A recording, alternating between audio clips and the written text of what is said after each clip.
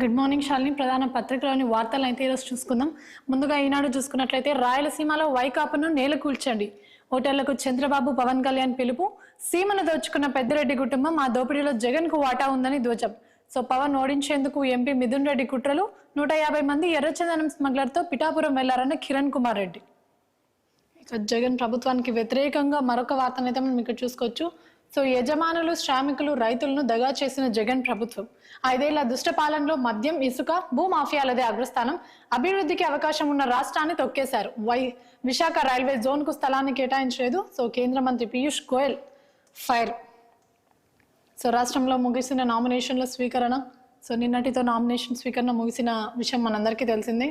So కేవలం last day చాలా వరకు నామినేషన్లు నమోదైనట్టు కూడా మనకు తెలుస్తుంది. సో ఇక్కడ చూసుకుంటే అవినాష్ చిన్నపిల్లోడు, తప్పు చేయలేదని నమ్మా కాబట్టి టికెట్ ఇచ్చా. So Jagan comments. అవినాష్ జీవితం నాశనం చేయాలని కుట్ర.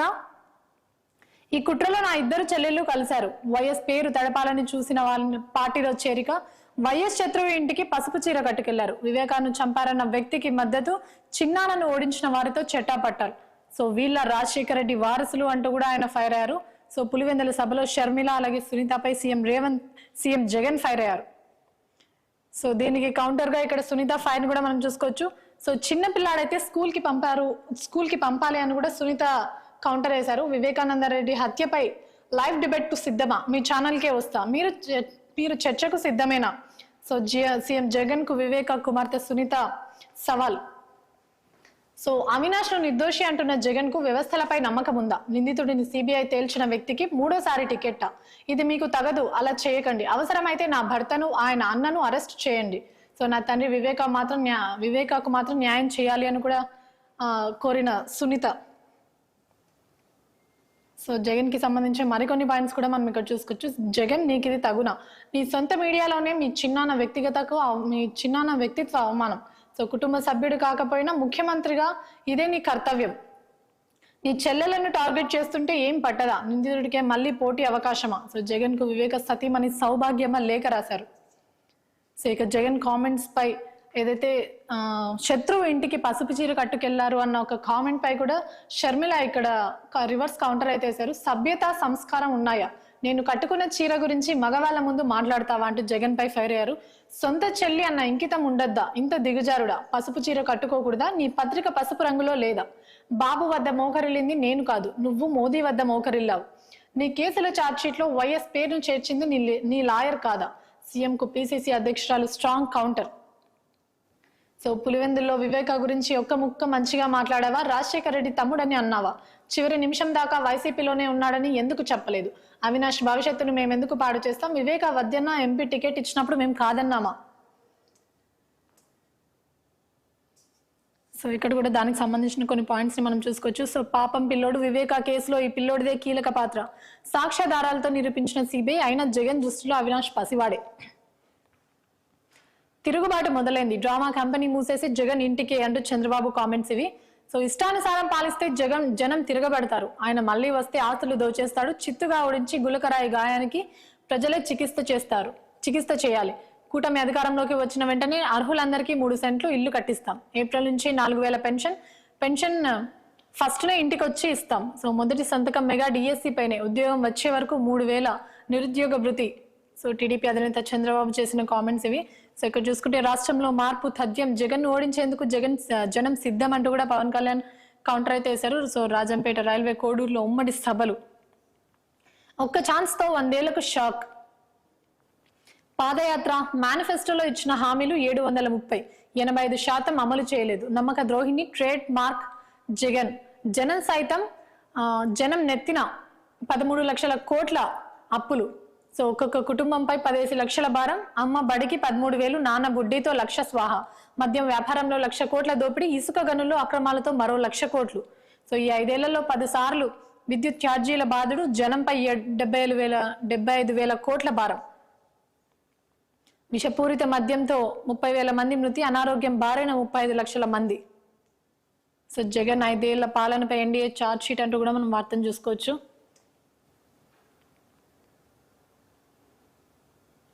సో ఇక సాక్షిలో ప్రధానంగా చూసుకుంటే నేను ఏదైతే పులివెందులో జరిగిన సభ ఉందో అలాగే నామినేషన్ ప్రక్రియకి సంబంధించిన వార్త కూడా చూసుకోవచ్చు.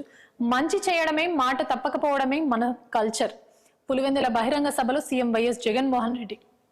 తెలుగు నేలపై నమ్మకాన్ని అణువణువునా నిలిపింది పులివెందుల బిడ్డలే. పులివెందులంటే ఓ నమ్మకం, అభివృద్ధి, సక్సెస్ స్టోరీ.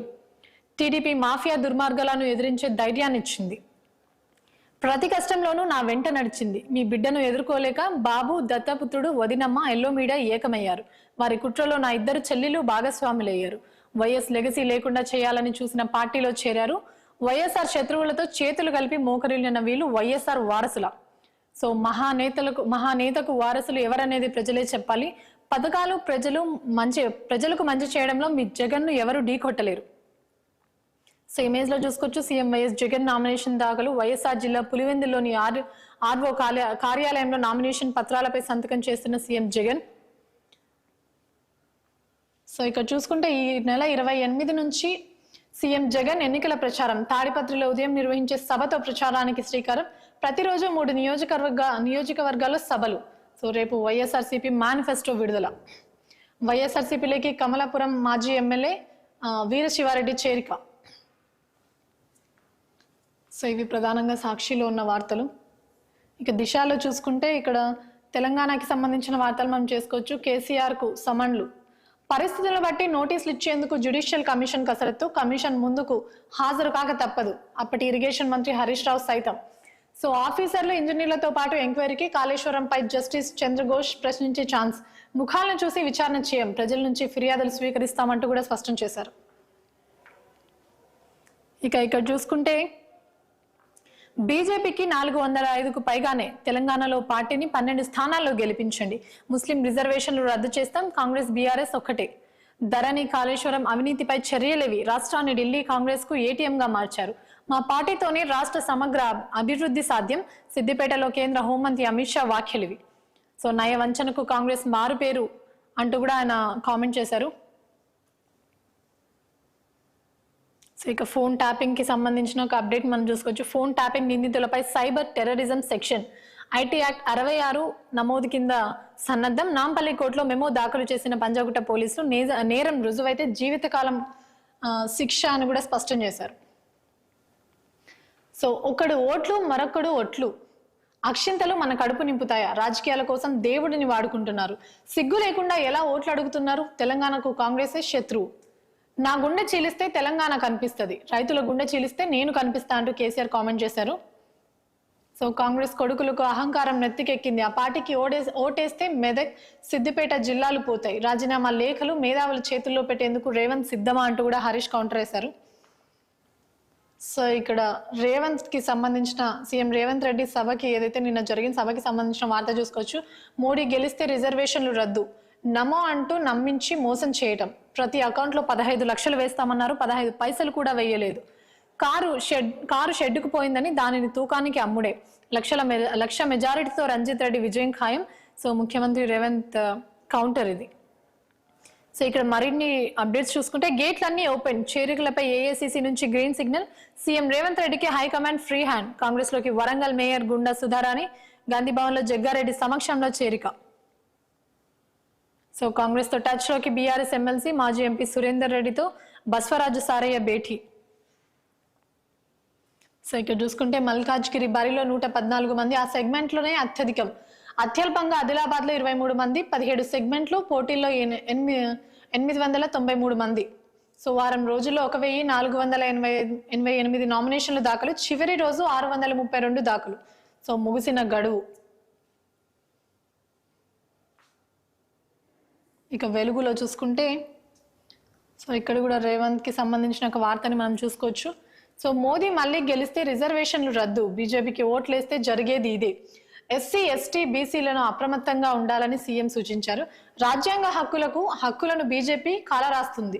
ఏటా 2 కోట్ల ఉద్యోగాలు ఇస్తామని గద్దెనెక్కిన మోదీ ఇచ్చిన జాబ్స్ ఎన్ని? 14 మంది ప్రధానులు 55 లక్షల కోట్ల అప్పు చేస్తే మోదీ ఒక్కడే చేసిన అప్పు 113 లక్షల కోట్లు. నిత్యావసర వస్తువుల రేట్లు విపరీతంగా పెంచి అగర్బత్తీలపైన జీఎస్టీ వేసిండు. కుల గణనకు కాంగ్రెస్ కట్టుబడి ఉంది. కేంద్రంలో పవర్లోకి వస్తే జనాభా ప్రతిపాదన, రిజర్వేషన్లు అమలు చేస్తామని ప్రకటన. సో బీజేపీపై 10 ఏళ్ల మోసం, 100 ఏళ్ల విధ్వంసం పేరిట ఛార్జ్ షీట్ రిలీజ్. ఇక ఇక్కడ చూసుకుంటే అమిత్ షా కామెంట్స్ మనం ఇక్కడ చూసుకోవచ్చు. బీఆర్ఎస్ అవినీతిపై కాంగ్రెస్ చర్యలేవి, అక్రమాల్లో ఆ రెండు పార్టీలు ఒకటే అంటూ అమిత్ షా చేసిన కామెంట్స్ ఇవి.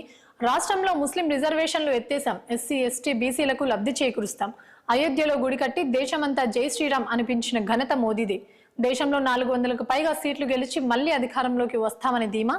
సో సిద్దిపేట బహిరంగ సభలో అమిత్ షా ప్రసంగం. గ్రాడ్యుయేట్ ఎమ్మెల్సీ స్థానానికి మే 27న పోలింగ్, వచ్చే నెల 2 నుంచి 9 దాకా నామినేషన్లు, జూన్ 5న ఓట్ల లెక్కింపు. సో షెడ్యూల్ రిలీజ్, మొత్తం ఓటర్లు 4,61,806 మంది.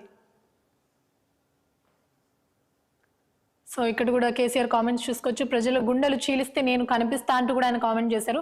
నా గుండె చీలిస్తే తెలంగాణ కనిపిస్తుంది, దేవుడు తెలంగాణ కోసమే నన్ను పుట్టించాడనిపిస్తుంది, కాంగ్రెస్ సర్కారుపై యుద్ధం చేస్తాం, నిరుద్యోగ భృతి, మెగా డిఎస్సి ఏమైంది, 5 ఎకరాల పైనున్నోళ్లకు రైతు బంధు ఇస్తే ముళ్ళేమైనా పోతాయా, తీర్థం పుచ్చుకొని ప్రసాదం తిని ఊరేగింపులు తీస్తే కడుపు నిండుతుందా. సో కాంగ్రెస్ కు ఓటేస్తే బీజేపీకి వేసినట్టేనని కూడా విమర్శలు చేశారు.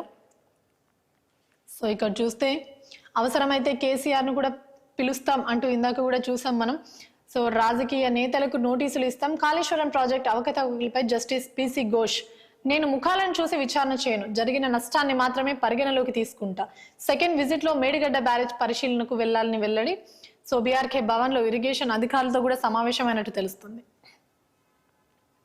సో ఫోన్ ట్యాపింగ్ కి సంబంధించి ఇందాక కూడా మనం చూసుకున్నాం. ఫోన్ ట్యాపింగ్ కేసులో నిందితులు ఎవరైతే నేరం రుజువైతే వాళ్ళకి జీవిత ఖైదీ పడే అవకాశం ఉన్నట్టు కూడా మనకి ఇక్కడ తెలుస్తుంది.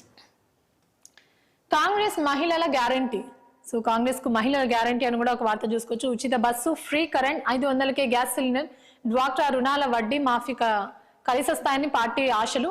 సో ఆయా స్కీమ్ల కింద 1.50 కోట్ల మంది లబ్ధిదారులు, మహిళల్లో ఎక్కువ మంది కాంగ్రెస్ వైపే ఉంటారని అంచనా. ప్రచారంలో పొలిటికల్ కామెంట్లతో పాటు గ్యారంటీల పైన కూడా ఫోకస్. సో ఇవి ప్రధానంగా చూసుకున్న వార్తలు. వార్తల్లోని మరిన్ని విశేషాలు డిబేట్లో చర్చించే ముందు చిన్న బ్రేక్ తీసుకున్నాం. Stay with us.